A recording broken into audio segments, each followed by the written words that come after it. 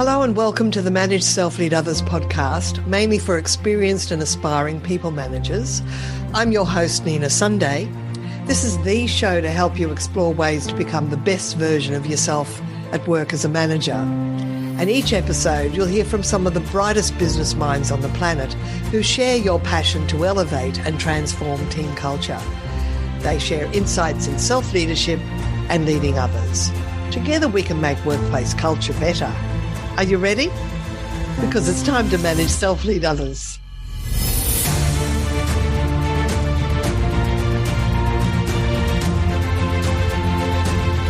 As a business professional, there is nothing more important than the art of persuasion. You rely on your persuasive abilities to win business, develop productive relationships, and drive results. How persuasion smart are you? Today, join me as I talk with Michelle Bowden, the creator of the Persuasion Smart Profile, on how to extend your persuasive reach and develop your persuasion toolkit. It's going to be a practical, fun, and interactive conversation. Discover how being persuasive is a skill set that can be developed like any other skill. And Michelle Bowden is an authority on presentation of persuasion in business. Michelle is a CSP, Certified Speaking Professional, and creator of the Persuasion Smart Profile, a world-first psychometric indicator that reports on your persuasiveness at work. She's a best-selling published author and a regular commentator in print, radio and online. She can be reached at michellebowden.com.au. Welcome, Michelle. Hello, Nina. Hello, everybody. So about a year ago, I did your Persuasion Smart Profile. And I'm very interested to hear a little bit about persuasion and the different categories that people can find out about themselves. So just tell us a little bit about even how you got started with your persuasion profile. Thank you for asking. I've been a presentation skills trainer for what feels like about 100 years. And I work with all the large corporations around Australia in particular. And over the years, I've worked it out that a niche within a niche was something that would really serve me. So I became really fascinated by persuasive presenting in business rather than just how to stand and gesture and breathe properly and how to use your voice well and how to have presence, all of that stuff. Yes, it's very important. But my fascination is how do you present in a way that actually gets an outcome, that gets the result. How do we go to a meeting and say whatever we've got to say and get people in the meeting to do something different, do something that we want them to do? So persuasive presenting in business became my specialty, and then really the niche within the niche. And then over the years, it's been really obvious to me that it would be very helpful for people if they could actually assess when it comes to persuading others at work, where are they strong and where are they weak? And there wasn't an assessment tool on the market. So I could see there was a massive gap. I decided to create it. It's taken me 10 years with a team of psychologists and statisticians in the UK, 10 years to make sure that the questions do what they're meant to do, and that when you actually do assess yourself, you get some useful information that you can do something meaningful with. I know it's been a labour of love. I've known you all along the pathway. I've known you for many years, and I've always been filled with awe at your diligence and your perfectionism around getting this profile right, this Persuasion Smart Profile. Yes, so, thank you, Nina. Can I interrupt you and tell everybody our story? Yeah. So all the listeners, you need to know that my very first ever training course that I ever went to in my life as a little baby employee at Lend-Lease was a speed reading course run by the one and only Nina Sunday. That's right, Michelle. We go way back. And now we're friends. Yay. That's right. That's right. It's been a year now since you've been, you went from beta testing it to offering it to the marketplace. Do you want to tell us what the different categories are? Sure. So being persuasion smart refers to having a deep understanding of what it is that the other person needs from you in order to be persuaded by you, and then having the ability to adapt or flex your style so that you can communicate in a way that actually satisfies that person's need. And we know from the body of knowledge that there are 4 main approaches to persuasion.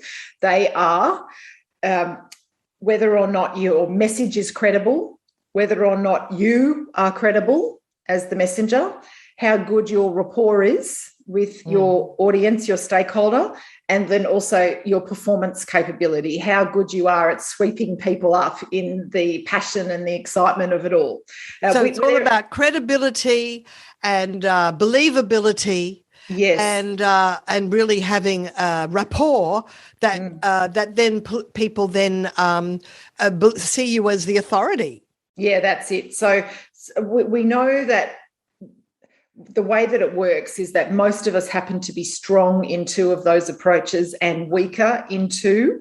And so you might ask, Nina, why do you even care? And the answer is that if the communication scenario requires what is currently your strength, you'll go into that conversation and you probably won't even notice that it's a persuasive moment.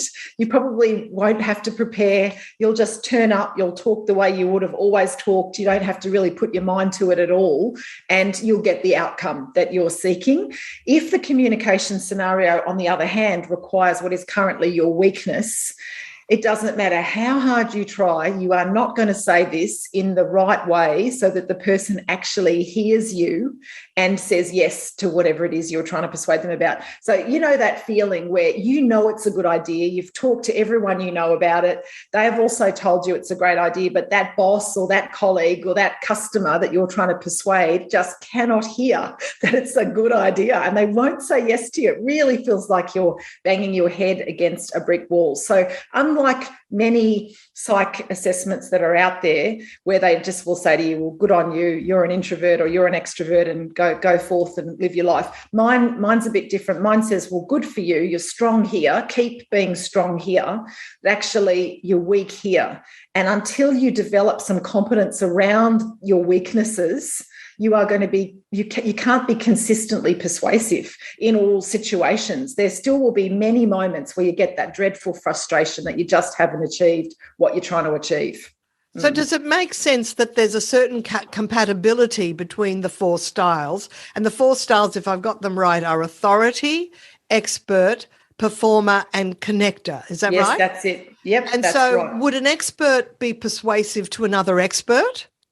Yes, that's exactly how it works. So if there were 4 steps to becoming persuasion smart, the first step is to know yourself, which is why we've created the Persuasion Smart profile. You can assess yourself and find out where you're strong and where you're weak. Step 2 is to be able to pick it in others. Which of the approaches does that other person need from you?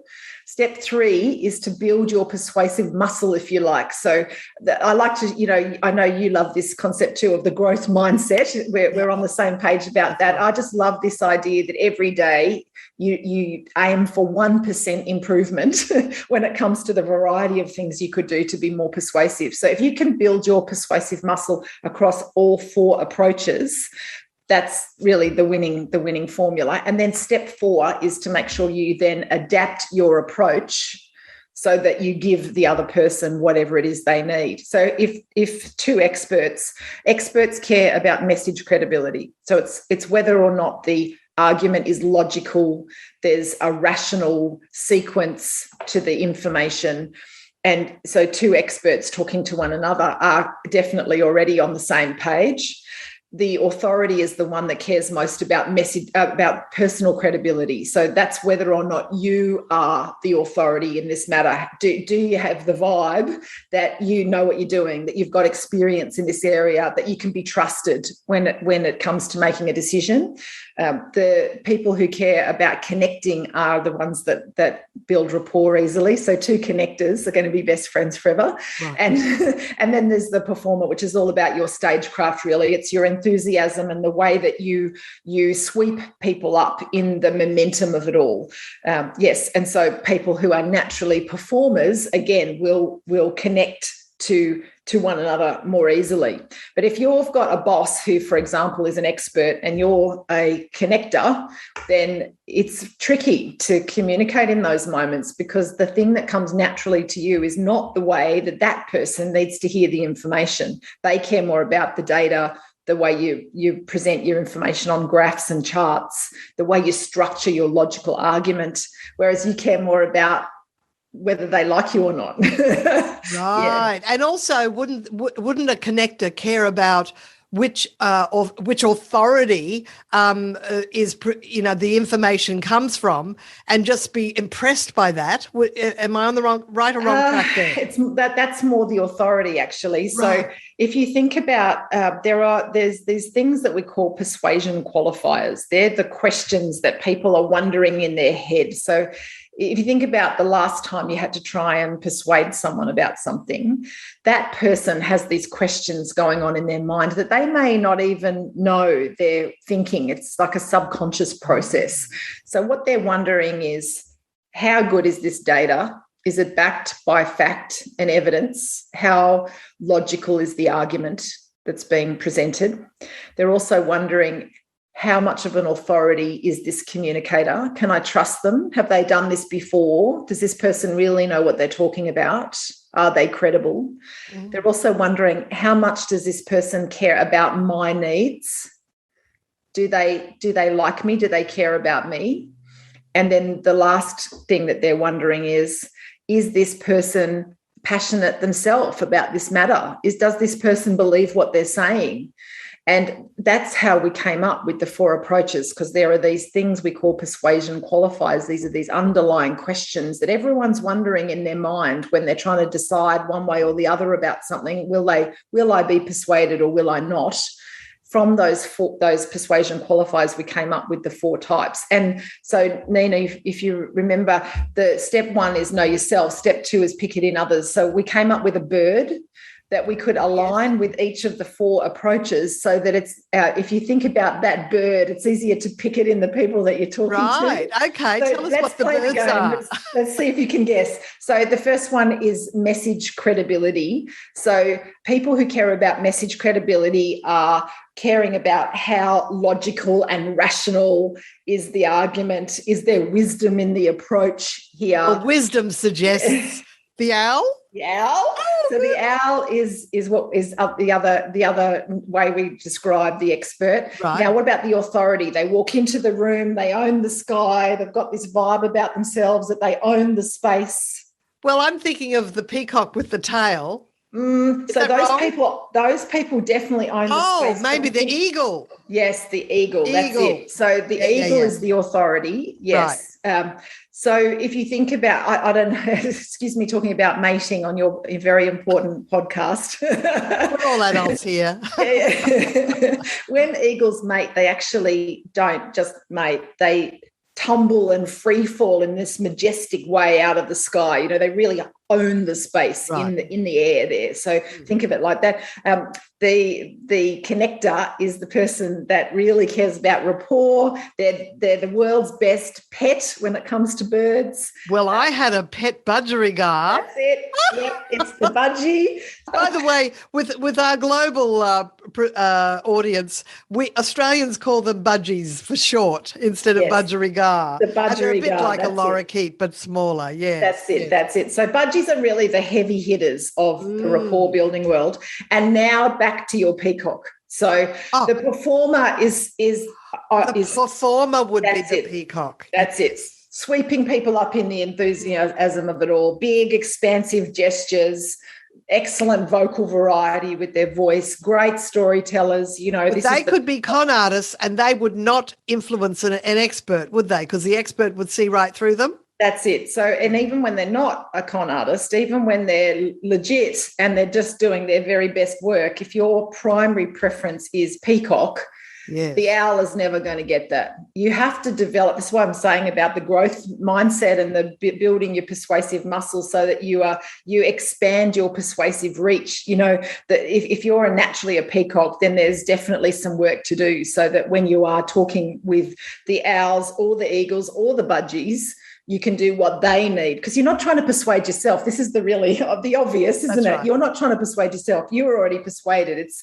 what have you got to do to get the other person? It's an idea or a product or service that you're wanting to influence others to move forward with, to progress with. So you're already convinced. But for you to be convinced is not enough to convince others. No, that's right. And it helps to employ some techniques. Now, just before I ask you a few more questions about these 4 styles, look, over the years, I've been interested in influence myself, and Cialdini's book, The Psychology of Influence, which is a marvelous book. Great book. People sort of say, oh, well, I don't want to manipulate people. And they get confused between influence and manipulation. And see, you cannot not influence. Yes. So you may as well, and whenever you're trying to convince somebody to do something, you're trying to influence them. It's not manipulation. It's just just trying to put forward an argument and hope someone says yes. Yes. Well, actually, there's a theory that will help to explain this better. So if you think of influence as the competency, the overall competency, and then underneath influence, there's this continuum that we move along. At one end of the continuum is the aggressive approaches when you're trying to influence. So that is forcing and directing. At the complete opposite end is the passive approaches to influence, which is modeling and guiding. Right. And then in the middle is the assertive approach, that's persuasion. So what I'm talking about with the Persuasion Smart Profile is the assertive approach to influence, which is persuasion. Now, we all oscillate on this continuum every day in every conversation from one end to the other. Even when we don't realise it, as you say, you cannot not influence. You're always influencing, and you might just have not thought about where you're sitting right now. So the example I often give is, imagine you're driving your car and you have a 3-year-old in the back seat. It's someone you didn't abduct them, and they're strapped into the back. And then when you pull into the traffic lights, you turn your head just to double check that child is still strapped and safe in the back seat. Yeah. And as you turn, you notice that the little rascal has undone their seatbelt and they're leaping around having a party on the back seat. Yep. What would you say? It's a safety issue. Put your seatbelt on now, which, as we all know, is an aggressive approach. You are forcing and directing when you are doing that. Now, the reason why in that moment that you go into that aggressive approach is because it's really based on 2 main things. The first thing is, how much time have you got? And in this example, you don't have a lot of time because you're pulling back off at the traffic light in a minute. And the second thing is, how much do you care about the outcome? If you really care, you might end up being more forceful than you meant to. And in that example, you don't want to get a fine from the police. No. You don't want to break the traffic rules. And you also need the child to be safe. So you care a lot. That's possibly why you move to that more forceful approach. Then on the other extreme is modelling and guiding. So that's the saying that you mentioned, Nina. You cannot not influence, even when you don't realise that you're influencing. So when people ask me about manipulation, I think the way to think of it is, what is your intent? If your intent is to trick or swindle in some way, then it's possible that you've moved to either the passive, so you're guilting people into it, or to the aggressive, where you're demanding people do it. And that is what I would call manipulation. Manipulation is where you've moved probably to either more likely the aggressive, but quite possibly the passive approaches to influence. When you are being persuasive, you are not manipulating. They are mutually exclusive. You can't be persuasive if you are manipulating. It's just 2 separate things. So, Michelle, tell me how you can be more of a budgie, which is establishing greater rapport with people that you're communicating with. Yeah, I love this question, Nina. I love it so much. So there's lots of things you can do to build that deep emotional connection with others. The first one is accept people. There is nothing more fabulous for a human than the feeling that they are accepted by others. So don't judge people. Act as if they are your friend is a great tip. Remember that people are not their behaviour, and always give people the benefit of the doubt. And your generosity in that area will come through. That's the first thing. The second thing is listen actively. Now, I know we all talk about active listening all the time, and if you listen to podcasts, active listening is something that comes up a lot. There's just so much to it, isn't there? Pay attention when someone's talking. Don't try and work out what you're going to say next while they're talking. Just be really. That's passive listening. You want active listening where you're really focused on what they're saying. That's it. Not thinking about what you're going to say. Yeah. That's it. And little verbal affirmations like Let your face do the talking, let your eyebrows. Non-verbal guttural sounds. That's the one. Repeat key messages so that the person knows you actually did hear what they're saying. Just be really careful not to interrupt. There's nothing ruder than interrupting someone while they're talking. Pause for that millisecond before you respond. So once the person's finished, give it a millisecond and then talk. Active listening is essential for a deep emotional connection. The third thing would be find ways to help people. So what can you do today to reach out and help someone with no strings attached is my challenge to the listeners. The fourth thing is to be trustworthy. So what does that mean? I mean, we could spend hours talking about this, but it's about being authentic, being honest, being consistent, showing integrity, having a solid moral compass. And I know you've got a great podcast in this series on integrity, which I loved listening to, Nina. Being available for people, being kind. This is all how you are trustworthy. And I think the other thing is just to be similar. I was going to say, let's think about the eagle then, because that's for building personal credibility. So you're more persuasive in business. Is that right? Yes, that's it. So if you wanted to build, so that all of those things are how you become more like a budgie. If you want to build your ability to be more of an eagle, then the step number one is get competent. So build your proven skills and your proven knowledge. Make sure so that's the first thing. Step two is make sure people know that. So talk about your wins. Tell people when you're clever. Learn how to establish your credibility without sounding like you're boasting. Be able to tell stories about past experiences you've had where you worked with people and it worked, and so therefore you know what you're talking about. And tell people about your qualifications, your achievements, your awards, all those sorts of things. Make sure that you use credible words like qualified, experienced, expert, what else, certified, those kind of words. Do a thesaurus search and add those words into when you're talking about yourself. Make sure that you sound authentic in the way you're doing it, but make sure that it's really clear that you know what you're talking about. Make sure you raise your profile. That would be number 3. So speak at things, learn how to speak and go and speak about things so that people know that you're an expert in that area. Volunteer for committees. That's a really good one, because a lot of people shy away from presenting or even standing up and expressing an opinion in front of a crowd. Yes. And they just need to be more assertive and develop confidence in that area, and they'll be seen as an authority, as an eagle. It. Now, you mentioned before that each of the styles have like an Achilles heel, like a weakness.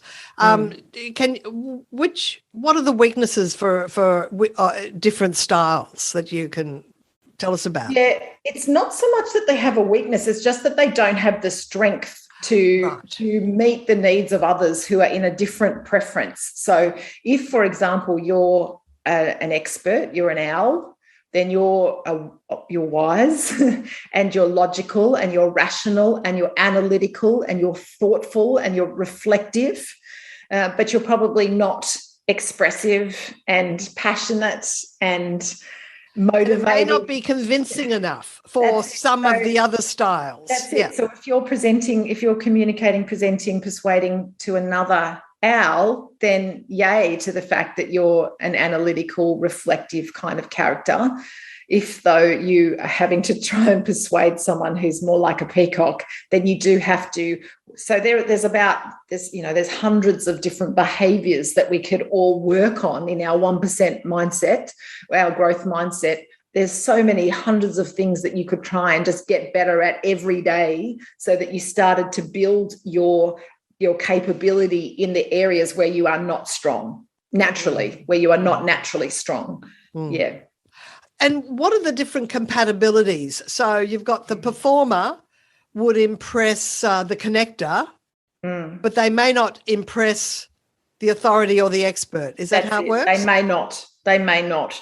It's interesting, though, now that we're talking about this, I'm sure everyone that's listening is starting to think about their own strengths and their own weaknesses. And, of weaknesses. course, in the show notes will be where they can go to get the profile for themselves. That's it. And also you might even be thinking about people you know and love, and maybe even people you don't love. So I have a great friend who is a big peacock. She actually has pink red hair.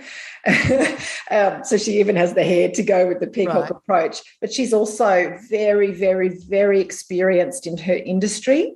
She's been in that particular industry for decades. So she is a peacock first and foremost, who's definitely also got the eagle in her.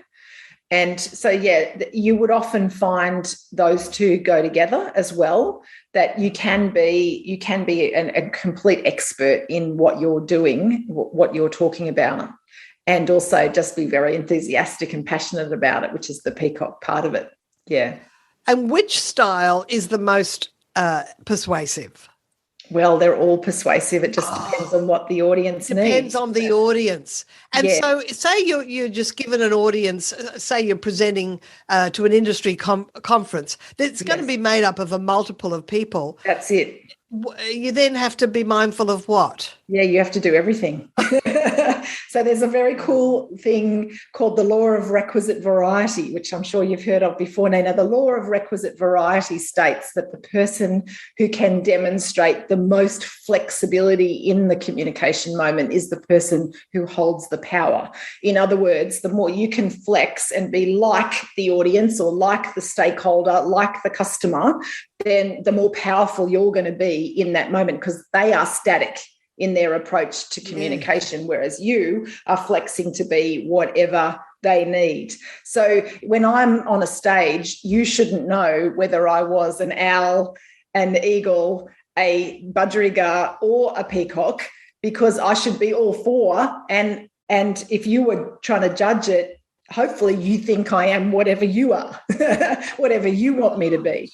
Yeah, and we have a combination, of course. So you're not just going to be strong in one. That would be very rare for someone to be very strong in one type. So we're talking at the moment about what if you're a peacock or what if you're an eagle, but actually you're more likely to be have a strength in, could even be three of the approaches. Quite a few people who have assessed themselves more recently have found that they had three of them were very strong and one was less strong. So that's where I'd be focusing my attention, on the bit where I'm less strong. Think what are the various behaviours that I can develop in my approach when I'm persuading or talking that will help me to build that capability up a little more so that it's closer to my strengths. And, of course, one of the areas where, middle managers, people managers may have to demonstrate influence and persuasion is perhaps they have to present either to the board or to senior managers.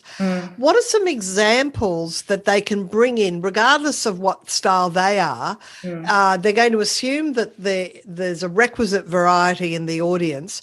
Do they have to make sure to satisfy the expert that they talk about some research study? And if they're an authority that you've done some background reading, what are the sort of things that you need to include? Yes, that's a great question. So there are three phases to a good presentation, and the phases are analysis, then design, then delivery. Right. Analysis is where you work out, what do I want to achieve as the presenter or the communicator here, the salesperson here? And also what does my audience need to hear from me? So because this is about manage self and lead others, if you're thinking about managing up or even managing your team that report to you, it's what do I want to achieve, but what does that team or what does that board or executive want from me in this moment?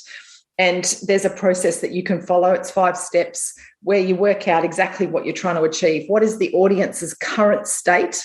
And what is my desired state for them? Where am I trying to shift them to? And that's so important in any kind of persuasion, There's no point trying to persuade someone if you're not clear on what you're trying to persuade them about. My model's called the Persuasion Blueprint, and it's 13 linguistic patterns that you stick over the top of the format model to help you use that format model better. There are these things we call linguistic patterns. It's just essentially the way you combine your words in your sentences. And when you use these linguistic patterns cleverly, it makes you very persuasive.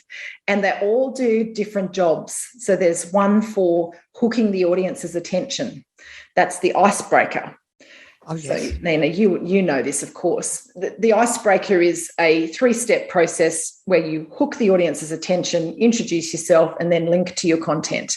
So this is how you start a meeting, how you start a training course. It's the best way of beginning something. Now, if you were an owl, your icebreaker needs to have some sort of interesting data in it. If you were an eagle, the icebreaker is probably a story about where you were competent in a situation and overcame some sort of obstacle, and it proves how credible you are. If you're a budgie, then your icebreaker is its sole purpose is to build rapport with the audience. So you wouldn't say something that was stressful or challenging to an audience. You'd think of a story of something that makes people feel good. And then if you're a performer, or a peacock, you're more likely to tell, again, some sort of a story that is more about you showing off and achieving something grand. So it depends, you see, every single one of those linguistic patterns can be used depending on who's in the audience. You would tailor it to make sure that you hooked them. Well, I can see that all your content is so robust and so deep. I think we might have to invite you back for a subsequent conversation to really get into this linguistic blueprint that I'm so interested in. But, you know, we've sort of come to the end of our time today. Now, I know you can work in any time zone because you do virtual presenting. Are you working with people around the world? Yes, I am. And so, yes, please feel free to reach out anytime if this is something that's of value to you. Love to help you. Because you can do presentation to groups as well as a bit of consulting with senior leaders if you wish. So, and how to contact you will be in the show notes, but it's michellebowden.com.au for Australia. That's it. And your book is How to Present, but you're writing a new book. What's it going to be? It's going to be called How to Persuade, and it's going to have 101 tips on how to flex and be as persuasive as possible. Well, I can't wait to have an early interview when that's coming out, Michelle. So it's always wonderful speaking with you. Thank you so much for your time today. Nina, what a pleasure. You're a legend. You too, likewise. All the best. On this episode of the Manage Self-Lead Others podcast, we've been speaking with Michelle Bowden. I'm your host, Nina Sunday. If you like this podcast, go and tell a friend. Everyone I meet who listens to this show say they found it because someone told them it's a good show to listen to. And come back every week. We interview people who share insights on how to elevate and transform team culture. Connect with me on LinkedIn, Instagram and Twitter at Nina Sunday. Thank you for listening. Until next time, ciao for now.